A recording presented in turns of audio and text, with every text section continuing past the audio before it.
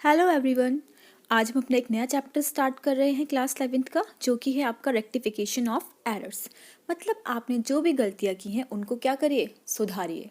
Okay, तो सबसे पहले एरर्स का मतलब होता क्या है।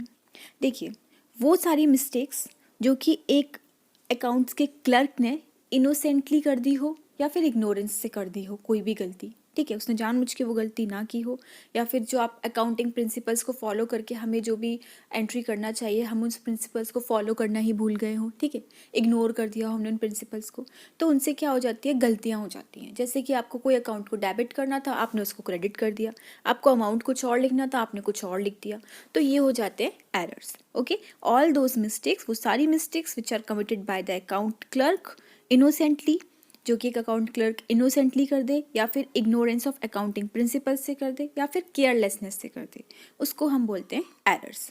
अब मोस्ट इंपॉर्टेंट क्लासिफिकेशन या फिर आप टाइप्स ऑफ एरर्स भी बोल सकते हो। First one is error of omission. Error of omission में क्या होता है कि जो ट्रांजेक्शन है वो ओमिटेड, मतलब आप भूल गए उसको रिकॉर्ड करना, या तो आपने पूरा ही ट्रांजेक्शन नहीं लिखा, या फिर आपने आधा ट्रांजेक्शन लिख दिया और आधा नहीं लिखा, इसको बोलते हैं हम error of omission, Holi error of omission, और एक होता है पार्शियल एरर ऑफ ओमिशन। अब जैसे कि फर्स्ट वन आपको दे रखा है Holi error of omission. Holi error of omission में क्या हुआ, जैसे कोई ट्रांजेक्शन हुआ, आपने उसको रिकॉर्ड ही नहीं करा, मतलब पूरा ही ट्रांजेक्शन रिकॉर्ड नहीं करा। फॉर एग्जांपल, मोहन जो था उससे हमने परचेज करे 2000 के गुड्स, आपने उसकी कोई एंट्री रिकॉर्ड नहीं करी, तो इसे बोलते हैं होली एरर ऑफ ओमिशन। इससे हमारे ट्रायल बैलेंस पे कोई इफेक्ट नहीं पड़ता, क्योंकि हमने ना तो डेबिट में अमाउंट लिखा, ना ही हमने क्रेडिट पे अमाउंट लिखा। ओके, तो हमारा ट्रायल बैलेंस क्या कर जाता है, इसमें टैली कर जाता है। दूसरा क्या है आपका पार्शियल एरर ऑफ ओमिशन। ये जो एरर ऑफ ओमिशन जो अराइज होता है, जैसे कि आपने एक साइड तो ट्रांजेक्शन को लिख दिया बट आपने दूसरी साइड नहीं लिखा, इट मीन्स डेबिट साइड लिख दिया, क्रेडिट नहीं किया, तो इसमें हमारा ट्रायल बैलेंस अग्री नहीं करेगा, मतलब टैली नहीं करेगा। ओके, नेक्स्ट आपको दे रखा है error of commission. Such error also called clerical error as they arise due to negligence of the clerk. इसको हम क्लैरिकल एरर भी बोलते हैं। क्यों? क्योंकि क्लर्क की कुछ इग्नोरेंस की वजह से ये एरर हो जाता है। If transaction is recorded correctly but with wrong amount, अगर आपने ट्रांजेक्शन तो सही लिखा, जैसे राम को डेबिट करना था और शाम को क्रेडिट करना था, आपने वो सही करा, बट अमाउंट 200 था और आपने कितना लिख दिया, 2000। और if transaction is recorded correctly in the books of original entry, मतलब आपने जर्नल में तो सही लिखा बट आपने लेजर में पोस्ट करते टाइम गलत कर दिया, तो इसको बोलते हैं हम एरर ऑफ कमीशन। अब देखिए, इसमें बहुत टाइप के हैं, जैसे इनकरेक्ट रिकॉर्डिंग ऑफ ट्रांजेक्शन। तो इसमें क्या होता है कि आप ट्रांजेक्शन को रॉन्ग अमाउंट से क्या कर दो, लिख दो। जैसे क्रेडिट सेल 251 की हुई थी और हमने कितने की कर दी, 521 की, तो ऐसे जो है अमाउंट जो है वो गलत लिख देते हैं। दूसरा है incorrect posting in the ledger. Incorrect posting in the ledger में क्या होगा, अब इसमें क्या होता है कि it may also happen that wrong amount may be posted in the ledger account, कि आपने जो गलत अमाउंट है वो आपने लेजर में पोस्ट कर दिया, मतलब लेजर में आपने अमाउंट गलत लिख दिया।